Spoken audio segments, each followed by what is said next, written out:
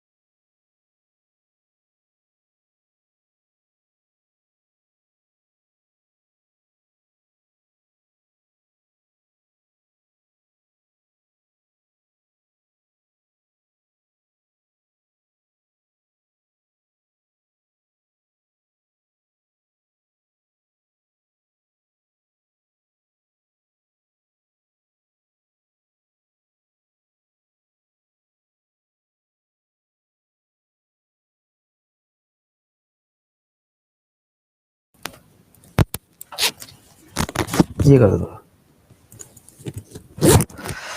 Hello बच्चों, कैसे हैं आप सभी? तैयारी कैसी चल रही है आप सभी की? कोई डाउट? कोई डाउट है आपका अभी तक, जो अभी तक पढ़ाया आपको? जीडीपी, जीएनपी, एनएनपी, एसएलआर से लेकर कोई डाउट हो तो आप मुझसे पूछ सकते हैं अभी।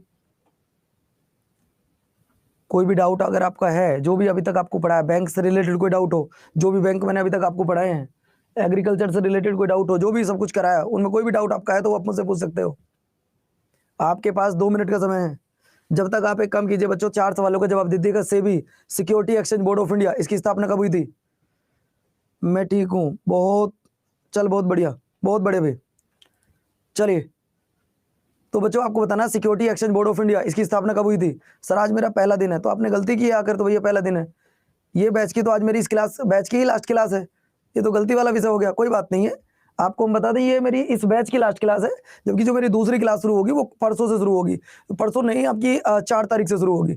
ये आज बैच की लास्ट क्लास है इकोनॉमिक्स की। ठीक है, तो मैं अब आपसे पूछ रहा हूँ, पहले 2 मिनट आपके लिए है, अभी और 2 मिनट। अगर कोई आपका डाउट है तो आप मुझे बता सकते हैं। कोई भी डाउट आपका हो तो आप मुझे बता सकते हैं कि सर मेरा यहाँ डाउट है। कोई भी टॉपिक जो भी मैंने अभी तक पढ़ाया है, आपका कोई डाउट अगर बन रहा है तो बताइएगा जरा एक बार। ठीक है प्रभु, ठीक है भैया। चलिए, तो भैया अभी आपको बता दूं, इकोनॉमिक्स की अभी 3 क्लास और होंगी इसके बाद। सॉरी, 3 क्लास और होंगी, मैं भूल गया था, उधर वो भी लगी हुई है क्लास। तो बच्चों हमने आपको पढ़ाई थी क्या? हमने आपको 3 चीजें पढ़ाई थी। एक तो पढ़ाई थी मार्केट, हमने आपको पढ़ाया था बेटा, एक तो पढ़ाया था मार्केट क्या होता है, एक तो हमने पढ़ाया था आपको मार्केट क्या होता है, एक मैंने आपको बताया था क्रेता क्या होता है, एक मैंने पढ़ाया था विक्रेता क्या होता है। अभी तो बहुत सारी क्लास है, मैं भूल गया था कि कौन से बैच में आ गया, कोई बात नहीं, ये हमारा पुराना बैच है तो कोई बात नहीं बच्चों। हमने आपको मार्केट कराई थी, मार्केट आपने क्लियर कर ली, वैल्यू कराई थी, हमने आपको प्राइस कराया था, प्राइस आप लोगों ने क्लियर कर लिया, मार्केट मैंने क्लियर कर ली, है ना, यहां तक आपका क्लियर हो गया। तो लास्ट पॉइंट क्या था भैया, लास्ट पॉइंट क्या था हमारी क्लास का, हमारी क्लास का जो लास्ट पॉइंट चल रहा था, अगर मैं बात करूं मेरे प्यारे साथियों, हमारी क्लास का देखिए, अगर मैं आपसे पूछूं कि भाई हमारी क्लास का जो लास्ट टॉपिक चल रहा था वो ये चल रहा था कि भाई विकसित अर्थव्यवस्था किस देश में है, यही तो चल रहा था ना। पहले देखो विकसित अर्थव्यवस्था है क्या, और विकसित अर्थव्यवस्था मैंने आपको समझाने की भी कोशिश की थी, है ना भाई, विकसित अर्थव्यवस्था क्या है ये भी मैंने आपको समझाने की कोशिश की थी, है ना। लेकिन आज जो मुझे पढ़ना होगा, सबसे पहले हम पढ़ेंगे बेटा आपके लिए कौन सी, विकसित अर्थव्यवस्था तो तुमने पढ़ ली, लेकिन सामाजिक और आर्थिक दृष्टिकोण से उन्नति, ये बताओ जरा, पहले 1 मिनट रुक जाना, 1 मिनट रुक जाना। आज मैं आपको लेकर चलूंगा कहाँ, विकसित अर्थव्यवस्था, अल्प विकसित अर्थव्यवस्था। 1 मिनट रुक जाना बच्चों। अगर मैं विकसित अर्थव्यवस्था के एग्जाम्पल आपको दूं, सर क्लास में रुकी हुई है, हैं? क्लास रुकी है, ऐसा क्यों भाई, मैं एक बार चेक कर लेता हूं।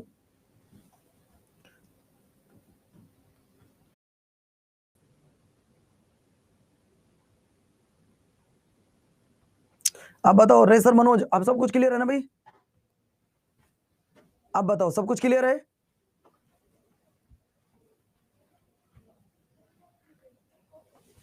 देखो सबसे पहले मैं बात कर रहा हूं विकसित अर्थव्यवस्था, जो मैंने आपको पढ़ाई है, विकसित अर्थव्यवस्था के सबसे पहले मैं आपको एग्जांपल दूंगा, सबसे पहले विकसित अर्थव्यवस्था के आपको एग्जांपल देने बहुत ज्यादा जरूरी है ना। देखिए अगर मैं बात करूं डेवलप्ड इकोनॉमी, डेवलप्ड इकोनॉमी के कुछ एग्जांपल दीजिएगा गुरुजी, तो डेवलप्ड इकोनॉमी के कुछ मैं एग्जांपल आपको दूंगा।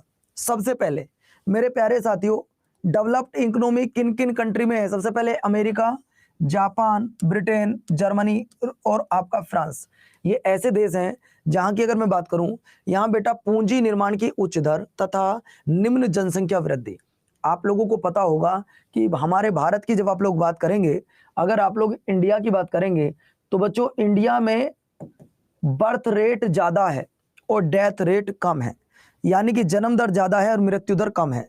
ये मैं आपको फिर से बता रहा हूं, हमारे भारत में जन्म दर ज्यादा है और मेरे प्यारे साथियों क्या, मृत्यु दर कम है।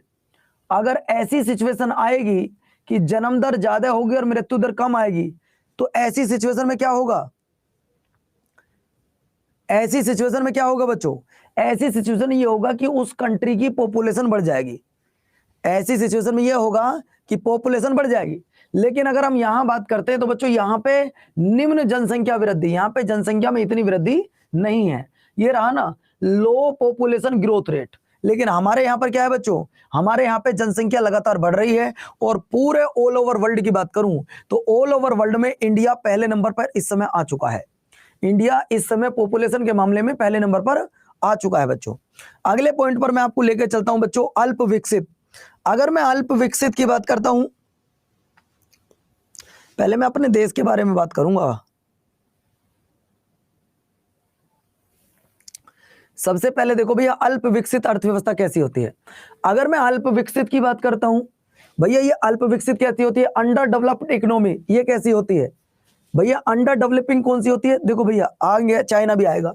अल्प विकसित अर्थव्यवस्था वाले देश वे देश होते हैं जिनमें निवास करने वाली जनता का जीवन स्तर, उत्पादन स्तर और प्रति व्यक्ति आय बहुत कम होती है, जबकि जनसंख्या का स्तर बहुत ज्यादा होता है। मतलब ऐसे देश अगर मैं बात करूं जहां पे प्रति व्यक्ति आय भी बहुत कम है, जीवन स्तर भी बहुत कम है, उत्पादन स्तर भी कम है, लेकिन उनकी पॉपुलेशन की अगर मैं बात करूं वो ये देखो बेटा पॉपुलेशन का स्तर हमेशा उच्च रहता है। वहां पे कौन सी आती है बेटा, तो वहां पे आती है आपकी अल्प विकसित, under developed economy, under developed economy उसमें आती है बच्चों। ठीक है, चलिए मैं यहां पे शॉर्ट में लिख सकता हूं पर पर्सन इकोनॉमी कम, बस पर पर्सन की इकोनॉमी कम होती है, इनकम कम है, बस आपसे शॉर्ट में ये बताना चाह रहा है।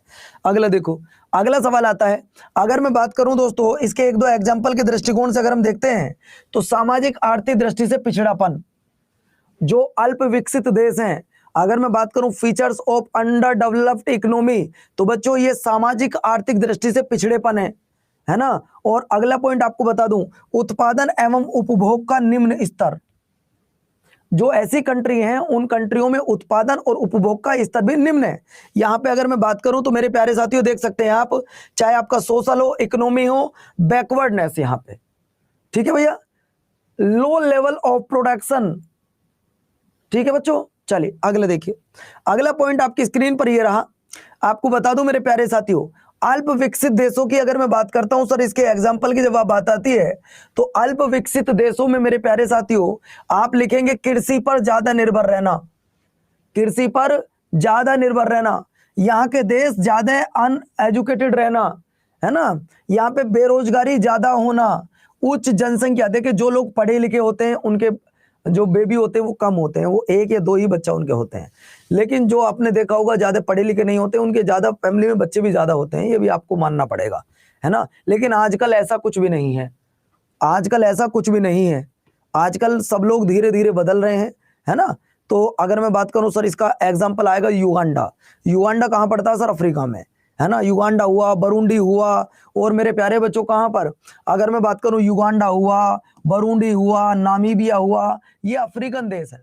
इन अफ्रीकन देशों की अगर मैं बात करूं तो ये लोग डेवलप, अपने आप को डेवलप करना चाहते हैं आज भी, सिर्फ किस पर बेटा? कृषि पर। तो मैं आपको बता दूं यहाँ पे हाई पॉपुलेशन रेट है, ग्रोथ रेट कैसा है अगर पॉपुलेशन की बात करूं तो ज्यादा है ना। डिपेंड किसमें? Depend on agriculture, literacy and unemployment, यानी कि यहाँ के लोग जो हैं अशिक्षित हैं। अगला अगर मैं आपको एग्जांपल की बात करूं तो युगांडा, आपका बरूंडी, नामीबिया, ये सब साउथ अफ्रीका की कंट्री है ना। ये सब आपके साउथ अफ्रीका कंट्री है। कोई बच्चा बता सकता है कि साउथ अफ्रीका से इंडियन कॉन्स्टिट्यूशन में क्या ऐड किया गया है? अगर मैं बात करूं भाई साउथ अफ्रीका से, अगर मैं आपसे पूछूं कि भैया साउथ अफ्रीका से हमने क्या लिया है, अगर मैं आपसे पूछ रहा हूं भैया ये बताओ कि साउथ अफ्रीका के कॉन्स्टिट्यूशन से हमने क्या लिया है? कोई बच्चा बता सकता है कि साउथ अफ्रीका के संविधान से क्या लिया है? तो दोस्तों साउथ अफ्रीका के संविधान से हमने लिया है कॉन्स्टिट्यूशनल अमेंडमेंट, जो कि किस आर्टिकल में आता है? 368 में। किस आर्टिकल में आता है बच्चों? 368 में आता है। यानी कि अगर हमारे देश के संविधान में कोई चीज ऐड करनी है या कोई चीज रिमूव करनी है तो वो कॉन्स्टिट्यूशनल अमेंडमेंट के द्वारा ही की जा सकती है, और जिसे हमने लिया कहां से है सर? अफ्रीका के संविधान से लिया है। हमने कहां से लिया बच्चों इसे? अफ्रीका के संविधान से लिया है।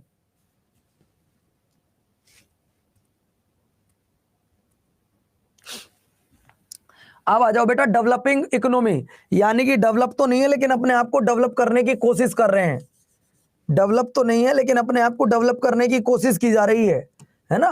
तो बच्चों ऐसे देश जो डेवलप होने की कोशिश कर रहे हैं, विकासशील की तरफ चल रहे हैं, कुछ अर्थव्यवस्था ऐसी भी होती हैं जहां अल्प विकसित अर्थव्यवस्था की विशेषताएं तो पाई जाती हैं, लेकिन इनमें विकसित होने की अपार संभावनाएं मौजूद हैं।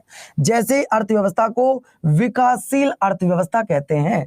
इसका एग्जांपल आ जाएगा भारत है, चाइना है और ब्राजील है। क्या आ जाएगा बच्चों? भारत है, चाइना है और ब्राजील है। अब आप एक बात बताओ बच्चों, इसमें और अल्प विकसित में क्या फर्क है? ध्यान से सुनना।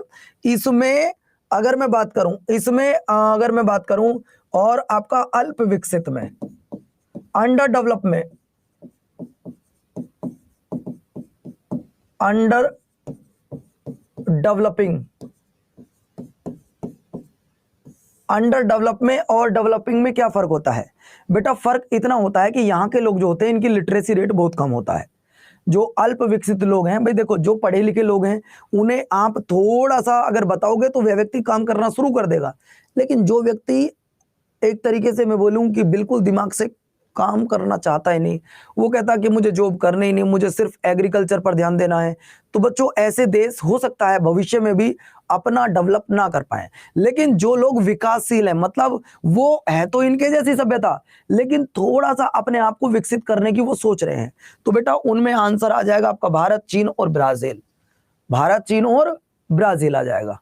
क्लियर होगी बातें?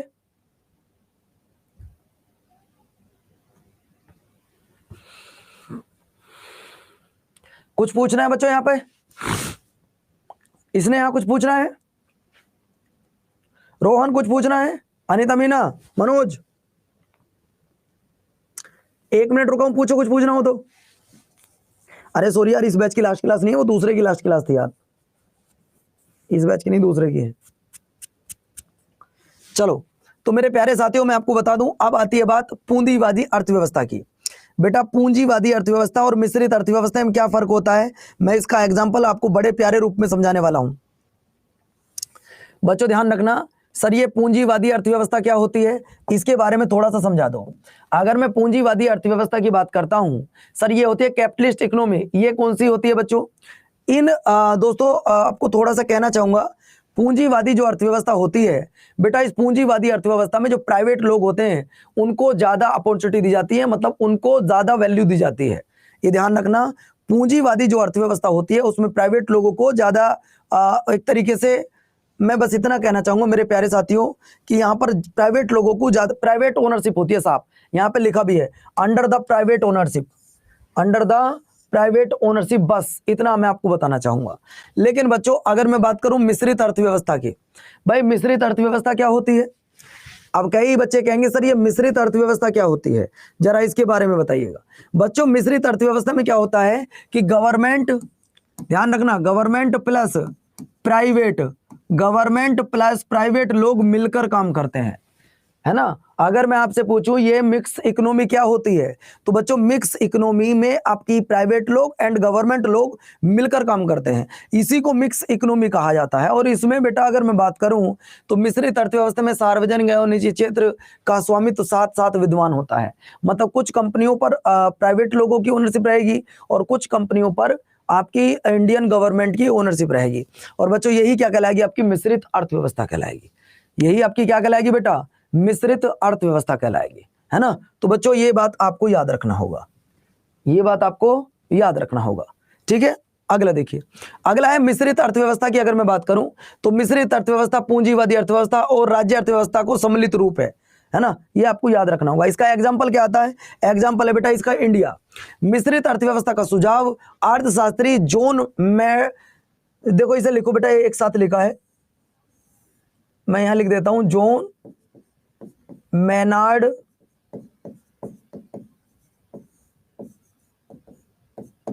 कीन्स ने दिया था। बच्चों ये आप याद रखिएगा, मिश्रित अर्थव्यवस्था की अगर मैं बात करूं कि मिक्स इकोनॉमी है किस स्टेट में, तो मतलब किस कंट्री में है, तो आपके इंडिया में है।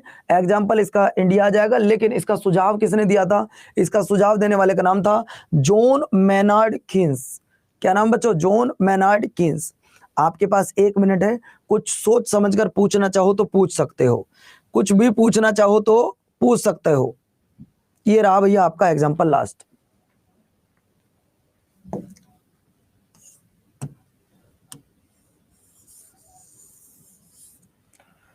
बोलो भैया। सर हिस्ट्री कब पढ़ाओगे? मुझे हिस्ट्री में कुछ नहीं पता बाबू। हिस्ट्री जो है जैसे सारा सिलेबस खत्म हो जाएगा उसके बाद हिस्ट्री चलेगी, होगी जरूर, ये गारंटी की बात है। रितेश आप परेशान बिल्कुल मत होइएगा।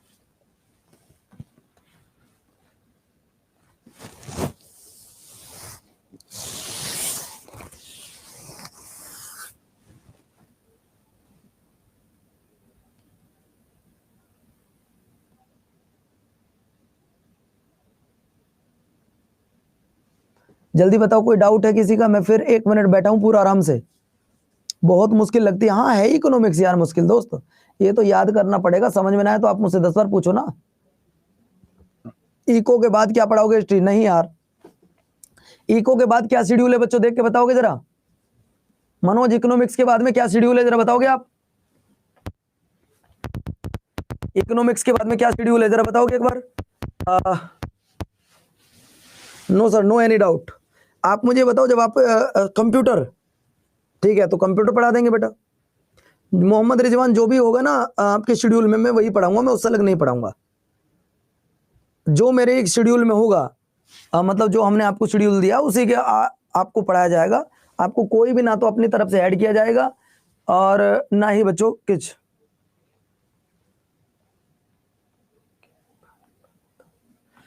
अंजलि जीडीपी पर निर्भर करता है, जीडीपी पर।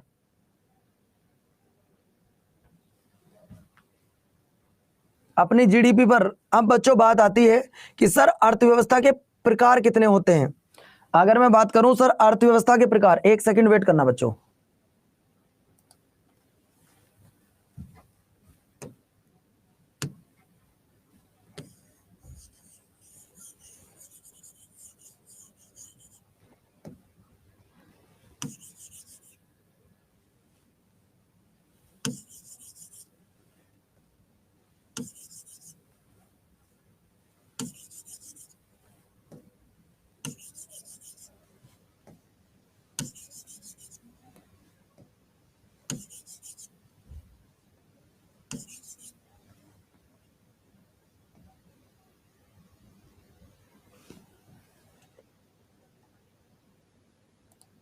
आ जाओ भैया।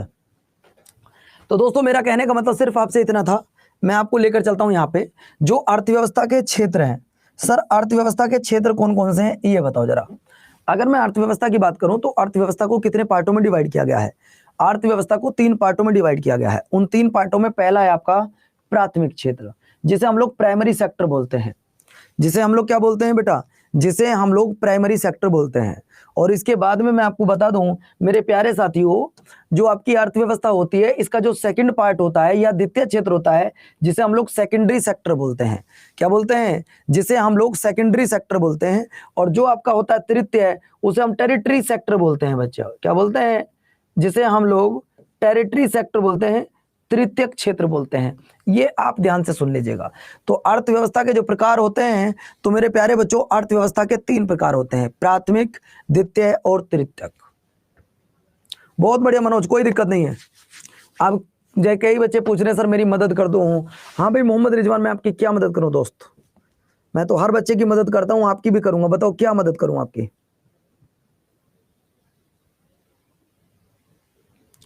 सर मैं अभी सभी एग्जाम निकाल सकता हूं। हाँ तो ठीक है, बताओ मैं क्या मदद करूं आपकी।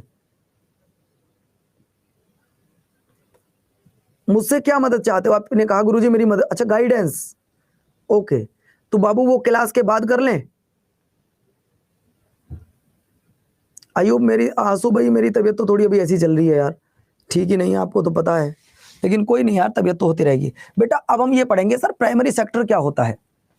हम सबसे पहले पढ़ेंगे प्राइमरी सेक्टर क्या होता है, सेकेंडरी सेक्टर क्या होता है, टेरिटरी सेक्टर क्या होता है। इनके बारे में हमें सबसे पहले ये पता होना चाहिए। देखिए जब आप कोई चीज पढ़ते हो, उसे पढ़ने से पहले ये देखो कि वो होता क्या है, वो होता क्या है।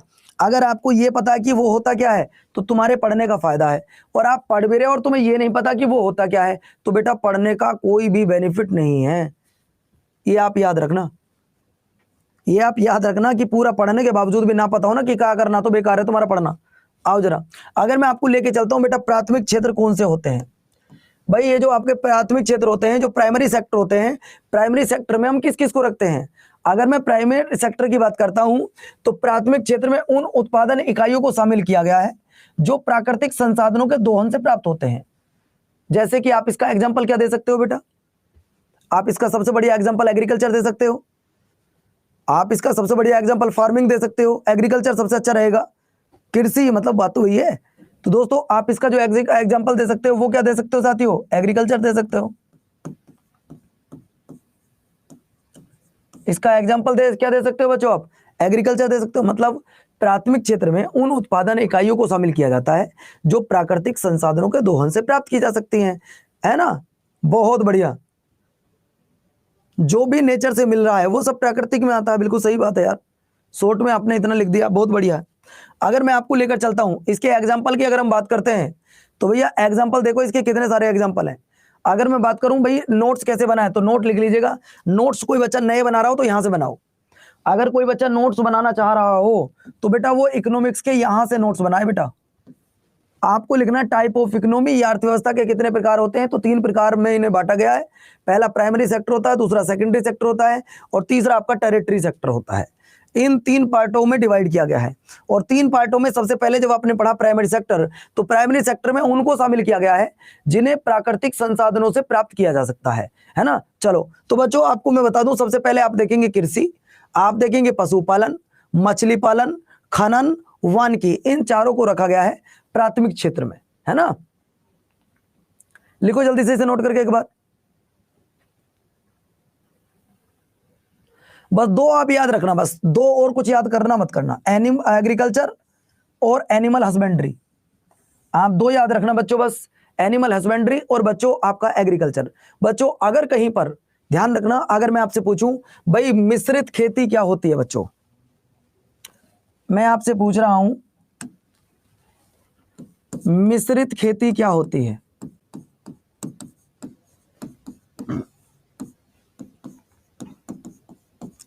मिक्स्ड एग्रीकल्चर क्या होती है? बताओ बच्चे क्या होती है? मिश्रित खेती क्या होती है, कौन बच्चा बताएगा?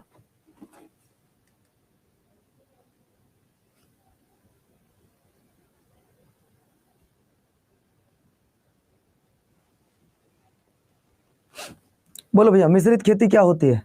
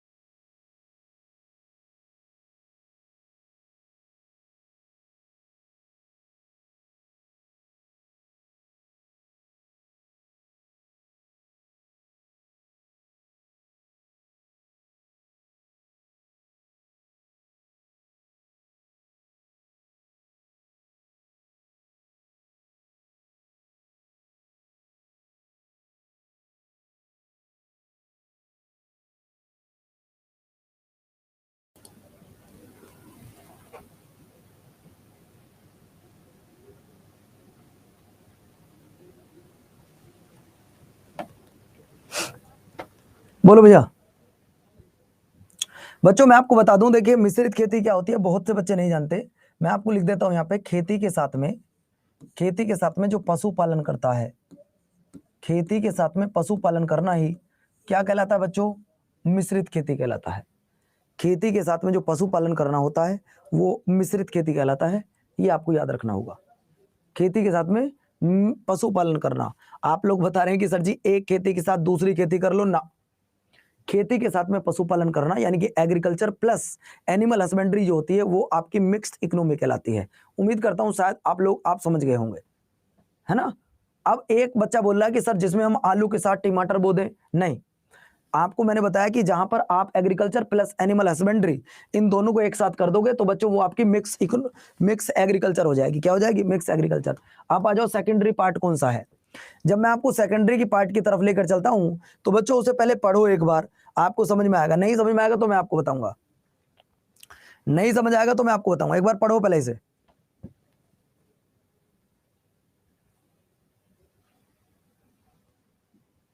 एक बार पहले आप इसे पढ़िए। देखिए अगर मैं बात करता हूं तो अर्थव्यवस्था का वह क्षेत्र जो प्राथमिक क्षेत्र के उत्पादों को अपनी गतिविधियों में कच्चे माल के रूप में उपयोग करता है वह द्वितीयक क्षेत्र कहलाता है। वह क्या कहलाता है? द्वितीय क्षेत्र कहलाता है। एग्जाम्पल इसका आप क्या दे सकते हैं भाई? जैसे मान लो आपकी खेती है, खेती से कुछ बना लेकिन वो कच्चा माल बना, एक तरीके से उसको पकाना, मतलब मैं ये कहना चाहता हूं आपसे, तो यहाँ पे आप दे सकते हैं मैन्युफैक्चरिंग प्रोडक्ट, यहाँ पे आप कह सकते हैं इंडस्ट्री, यहाँ पे आप कह सकते हैं सर इंडस्ट्री, बिल्कुल एकदम करेक्ट आंसर बन जाएगा। देखिए दोस्तों मैंने अभी आपको थोड़ी देर पहले ही बताया है जिसमें आपका आएंगे कारखाने, कारखाने निर्माण, जैसे आप लोग कंस्ट्रक्शन बोल सकते हैं, है ना, बिजली उत्पादन हो गया, जल आपूर्ति, ये सब आपके द्वितीय क्षेत्र के उदाहरण होते हैं, ये सब आपके द्वितीय क्षेत्र के उदाहरण होते हैं, है ना। अगर बच्चों मैं सबसे पहली बात करता हूं, दोस्त आप एक बात बताओ, आपने सबसे पहले कुछ प्राइमरी सेक्टर की जो मैं बात करता हूं, मैंने बात करी प्राइमरी सेक्टर, मैंने बात करी मेरे प्यारे साथियों प्राइमरी सेक्टर की मैंने बात की, और जब प्राइमरी सेक्टर की बात की तो दोस्तों मैं आपको बता दूं प्राइमरी सेक्टर में आप लोगों ने क्या किया, जब मैं आपको प्राइमरी सेक्टर की तरफ लेकर आया तो आपने प्राइमरी सेक्टर से किया क्या, तो प्राइमरी सेक्टर से मेरे प्यारे बच्चों आपने कुछ मतलब यहाँ पे कोई कच्चा माल था, उस कच्चे माल को आपने वहां लाकर यहाँ लाकर पकाया, तो कारखाने में पकाया होगा भाई, सीधी सी बात है, आपने कुछ भी वहां पे कच्चा माल आपने तैयार किया कुछ भी, और वो आपने पकाया कहां पर? इन उद्योगों में आके आपने उसे तैयार किया, तो वो सब कहां जाएगा? आपका सेकेंडरी पार्ट में आ जाएगा। ठीक है भैया, लिख लिया अपने, एग्जाम्पल जरूर लिखते रहो, इसका एग्जाम्पल जरूर लिखते रहो भैया।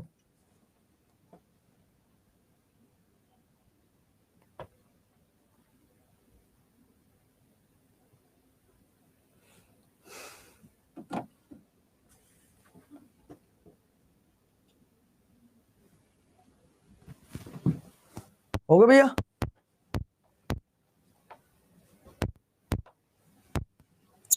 अगला पॉइंट देखिए, अगला पॉइंट है तृतीयक क्षेत्र। भैया तृतीयक क्षेत्र को कहा जाता है सेवा क्षेत्र। भाई सेवा क्षेत्र क्या होती है? अगर मैं सेवा क्षेत्र की बात करूं तो कोई बच्चा मुझे बता सकता है सेवा क्षेत्र क्या होता है? सेवा क्षेत्र क्या होता है भैया?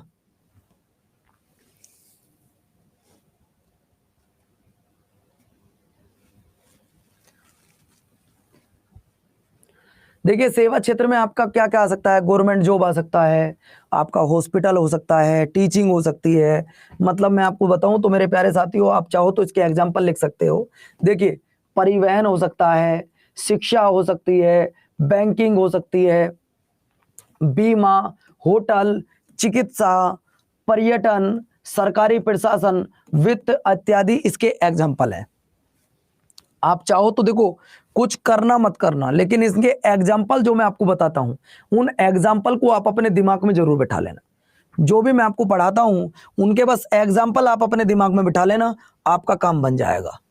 आपका अपना काम बन जाएगा अगर आप लोगों ने इतना कर लिया तो। आपको अलग से पढ़ने की कोई भी जरूरत नहीं पड़ेगी। आपको इससे अलग पढ़ने की कोई भी जरूरत मेरे प्यारे बच्चों नहीं पड़ने वाली है। अब मैं आपको लेकर चलता हूं कहां पर? मैं आपको लेकर चलता हूं बैंक मैंने आपको करा दिए, ये सारी चीज मैंने आपको करा दी भैया। अब इसके बाद जो आपका टॉपिक आता है वो बचता है सिर्फ एक नेशनल इनकम का, और वो होगा नेक्स्ट क्लास में। आपका जो टॉपिक बचता है वो बचता है बेटा नेशनल इनकम का, नेशनल इनकम का। ये होगा मेरे प्यारे बच्चों आपका अगली क्लास में, है ना। तब तक हम लोग क्या करते हैं, जब तक हम कुछ क्वेश्चन करवा लेता हूं आपको, देखता हूं कि आप लोगों की तैयारी किस तरीके की चल रही है। जब तक आपसे क्वेश्चन पूछ लेता हूं, चलो एक दो क्वेश्चन कंप्यूटर से पूछता हूं, देखता हूं आपकी तैयारी है या नहीं। बताना बेटा द फादर ऑफ कंप्यूटर किसे कहा जाता है? क्योंकि इस बैच में मैं आपको कंप्यूटर भी पढ़ाने वाला हूं कुछ दिन बाद। द फादर ऑफ कंप्यूटर किसे कहा जाता है बच्चों? ये तो सब लोगों को पता होगा। Sir the father of computer जो कहा जाता है वो चार्ल्स बेबेज को कहा जाता है। चलो ठीक है भैया, आप बता सकते हो मुझे ईमेल, ईमेल का जो आविष्कार किया गया था वो कब किया गया था, या ईमेल का फॉर्मेट कब तैयार किया गया था? ईमेल का फॉर्मेट कब तैयार किया गया था? क्योंकि मुझे आपको नेट भी तो पढ़ा, कंप्यूटर भी तो पढ़ाना है ना इसके बाद। भाई जैसे ही हमारी इकोनॉमिक्स खत्म हो जाएगी तो मुझे कंप्यूटर भी पढ़ाना है। तो ईमेल का जो फॉर्मेट तैयार किया गया था तो बच्चों ये किया गया था 1970 में, 1970 में। अगला मैं आपसे पूछूं इंटरनेट, मैं आपसे पूछ रहा हूं इंटरनेट, इसका प्रयोग पहली बार कब किया गया था? मतलब इंटरनेट को क्या कहा जाता है? नेटवर्कों का नेटवर्क, इंटरनेट। बच्चों जैसे बैंकों का बैंक आपका आरबीआई बैंक होता है, उसी तरीके से नेटवर्कों का नेटवर्क क्या होता है? इंटरनेट। इंटरनेट की खोज कब की गई थी? तो बच्चों इंटरनेट की जो खोज की गई थी वो सन 1950 में की गई थी। लेकिन अगर मैं आपसे पूछूं इंडिया में, इंडिया में इसका यूज होना कब शुरू हुआ था? अगर मैं बात करूं इंडिया में इसका यूज होना कब शुरू हुआ था बच्चों, तो दोस्तों इसका इंडिया में यूज होना शुरू हुआ था 15 अगस्त 1995 को। इसका मतलब कंप्यूटर आपका अच्छा नहीं है। इसका मतलब ये निकल कर आया कि कंप्यूटर आपका अच्छा नहीं है। टॉपिक खत्म हो चुके हैं मेरे। अब आपका इकोनॉमिक्स में क्या क्या टॉपिक बच रहे हैं ये सिर्फ ध्यान से सुन लीजिएगा। आपको बता दूं इकोनॉमिक्स में अब आपके जो टॉपिक बच रहे हैं वो सिर्फ, मैं अब आपको बता देता हूं क्या क्या है बेटा। सिर्फ नेशनल इनकम, राष्ट्रीय आय, सिर्फ ये टॉपिक बचा एक। और ये एक बड़ा टॉपिक है, एक दिन की क्लास में खत्म नहीं होगा, तो कल और परसों की क्लास में। ऐसा भी हो सकता है बेटा मैं 2-3 दिन के लिए अब घर जा रहा हूँ, उसका कारण तो पता ही आपको क्या है इस समय। एक तो मैं बहुत ज़्यादा इस समय दर्द से पीड़ित हूँ, और एक फेस्टिवल भी है जिस चक्कर में मुझे घर जाना होगा, है ना। लेकिन बस इतना आपसे कह दूं 1 नवंबर को, है ना, 1 नवंबर को आपको सुबह 9 बजे मेरी तरफ से एक गिफ्ट है। 1 नवंबर 2023 को मेरी तरफ से एक बहुत बड़ा गिफ्ट है बच्चों। 1 नवंबर 2023 को सुबह 9 बजे, सुबह 9 बजे एसएससी अड्डा पर मेरी तरफ से एक बहुत बड़ा गिफ्ट है आप सभी के लिए। तो आप उस गिफ्ट में भी जुड़ने के लिए मेरे साथ आ सकते हैं। जब तक आपकी क्लास है बेटा, जब तक मैं आपको कुछ क्वेश्चन करा देता हूं, है ना, जब तक आपकी क्लास का भी टाइम है तो मैं कुछ क्वेश्चन आपको करा देता हूं, देखता हूं आपकी तैयारी किस लेवल की चल रही है, देखता हूं कि आपकी तैयारी जो है वो किस लेवल की चल रही है।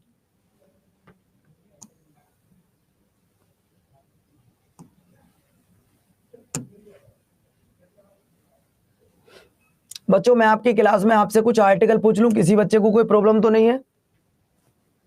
कल्पना अभी तबीयत ठीक नहीं है उसकी, मैं आपसे कुछ क्वेश्चन पूछूं, कोई प्रॉब्लम तो नहीं है आपको? कई बच्चे होते हैं जो बच्चे पूछ लेते हैं गुरुजी आप हमसे क्वेश्चन क्यों पूछ रहे हो, मैं कुछ आपसे इंडियन कॉन्स्टिट्यूशन के आर्टिकल पूछना चाहता हूं, और उनमें आर्टिकल नंबर फर्स्ट आपके सामने ये रहा, उनमें से आर्टिकल नंबर फर्स्ट आपकी स्क्रीन पर ये रहा। बताइए कौन सा अनुच्छेद नागरिकता से जुड़ा हुआ है? कौन सा देखता हूं आज 10 में से 10 किसके ठीक आते हैं।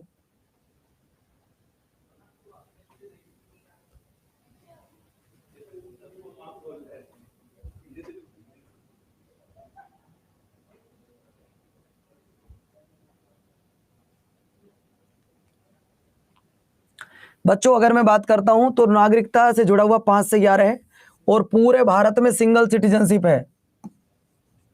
अगर मैं पूरे भारत की बात करता हूं तो पूरे भारत में सिंगल सिटीजनशिप है, ये आपको याद रखना होगा। पूरे भारत में कैसी नागरिकता है बेटा? एकल नागरिकता है, ये आपको याद रखना होगा। पार्ट नंबर 2 में है, किसमें है बच्चों? पार्ट नंबर 2 में नागरिकता है। और अगर मैं बात करूं इसे हमने किस देश के नहीं नहीं नहीं, हमने इसे किस देश के संविधान से लिया है? तो बेटा हमने इसे जो लिया ब्रिटिश कॉन्स्टिट्यूशन से लिया है, ब्रिटिश कॉन्स्टिट्यूशन से। अगला देखिए सवाल नंबर नेक्स्ट आपकी स्क्रीन पर ये रहा, संविधान के किस अनुच्छेद के तहत नया राज्य बनाना है या फिर उसका नाम बदलना है, ये किस आर्टिकल के तहत होता है? अगर हमें कोई नया राज्य बनाना है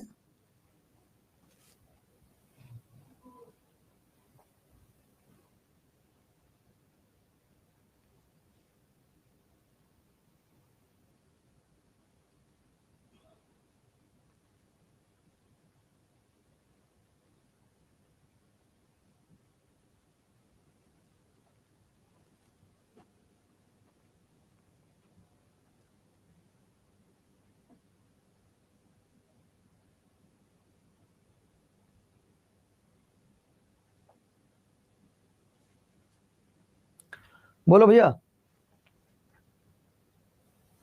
दोस्तों आपको मैं बता दूं ये आपका आर्टिकल नंबर 3, यदि किसी राज्य का नाम बदलना है, यदि किसी राज्य का बॉर्डर चेंज करना है तो ये सब 3 के तहत होगा। अगला देखिए, अगला है भारतीय संविधान के किस अनुच्छेद के अंतर्गत भारत सरकार का दायित्व होगा कि वह बाह्य आक्रमण एवं अशांति के समय राज्यों की सुरक्षा करे। अगर मान लो आज इंडिया पर पाकिस्तान, जर्मनी, चाइना कोई दूसरा देश आक्रमण कर देता है तो किस अनुच्छेद के तहत आपातकाल लगाया जाएगा, वह कौन सा अनुच्छेद होगा?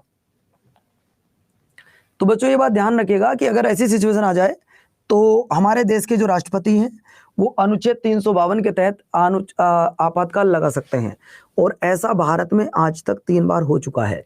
और पहली बार जो हुआ था बच्चों वो 1962 में हुआ था, जब इंडिया पर चाइना ने अटैक किया था, जब इंडिया पर चाइना ने अटैक किया था, ये आपको याद रखना होगा। ठीक है भैया, चलो अगला देखिए, अनुच्छेद नंबर 17 पूरे भारतीय संविधान का सबसे इंपॉर्टेंट आर्टिकल यही है। पूरे भारतीय संविधान का अगर मुझसे कोई कहे कि आपको 10 आर्टिकल बताने हैं इंपॉर्टेंट, तो मैं पहला आर्टिकल इसी को बताऊंगा बेटा। अगर कोई मुझसे कहेगा 10 आर्टिकल बताओ तो मैं पहला इंपॉर्टेंट इसी को बताऊंगा। तो बच्चों ध्यान रखिएगा, अनुच्छेद नंबर 17 का जो संबंध है वो अनटचबिलिटी से है। किससे है? अनटचबिलिटी, अस्पर्शता का अंत। क्या है भैया? अनटचबिलिटी या अस्पर्शता का अंत। अगला देखो सवाल नंबर नेक्स्ट, जीएसटी किस संविधान संशोधन के तहत ऐड किया गया था?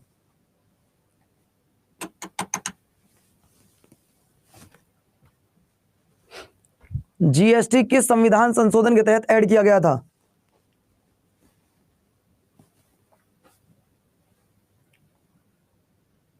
तो बेटा ध्यान रखना जीएसटी जो जोड़ा गया था वो 101वें संविधान संशोधन द्वारा सन 2016 में ऐड किया गया है। बच्चों मुझे बता सकता है कोई बच्चा कि 100वां संविधान संशोधन कब हुआ था? 100वां संविधान संशोधन कब हुआ है?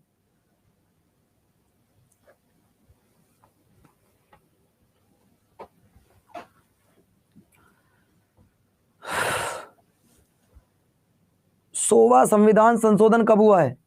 तो भैया 100वां संविधान संशोधन हुआ है 2015 में। कब हुआ है बच्चों? 2015 में हुआ है। अगर आपसे पूछता हो कि जीएसटी वर्ल्ड में सबसे पहले कहां लागू हुआ था, तो बेटा जीएसटी वर्ल्ड में सबसे पहले लागू हुआ था फ्रांस में, और बता दूं कब? 1954 में। और बच्चों इंडिया की अगर बात की जाए तो 2017 में। और कहां पर? असम में। ये आपको याद रखना होगा, कहां पर? असम में 2017 में। अगला देखो सवाल नंबर नेक्स्ट। भारतीय संविधान का कौन सा अनुच्छेद है जो राष्ट्रपति के पद के लिए पुनः निर्वाचन की योग्यता बताता है?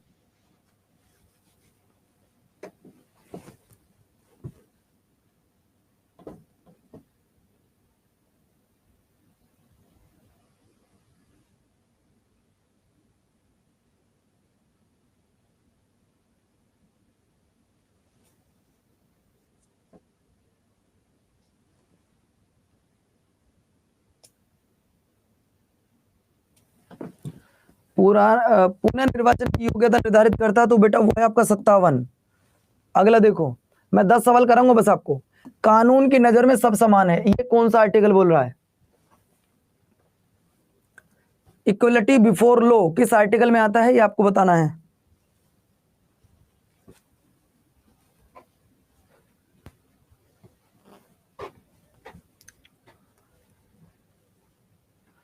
दोस्तों ये आर्टिकल आता है आपका पहले तो मैं आपको बता दूं, ऐसे आर्टिकल जो सिर्फ इंडियन सिटीजन्स को दिए जाते हैं, ऐसे आर्टिकल जो सिर्फ इंडियन सिटीजन्स को दिए जाते हैं। कोई बच्चा बता सकता है कौन कौन से आर्टिकल हैं? आप लोग बता सकते हो कौन कौन से आर्टिकल हैं जो सिर्फ भारतीय लोगों को दिए जाते हैं, किसी विदेशी को वो नहीं दिए जाते? जो किसी विदेशी को नहीं दिए जाते, सिर्फ भारतीय को दिए। Mohammad Rizwan, you are so very talented boy.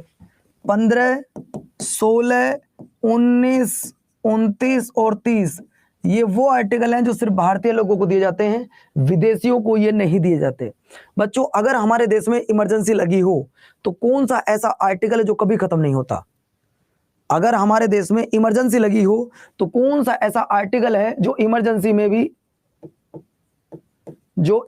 में भी कभी खत्म नहीं होते हैं?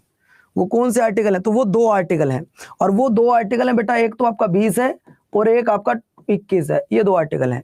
और अगर मैं आपसे पूछूं इमरजेंसी में सबसे पहले कौन सा खत्म होता है? भाई सवाल कुछ भी पूछ सकता है। इमरजेंसी में ना खत्म होने वाले 20 और 21 हैं, और सबसे पहले कौन सा खत्म होता है?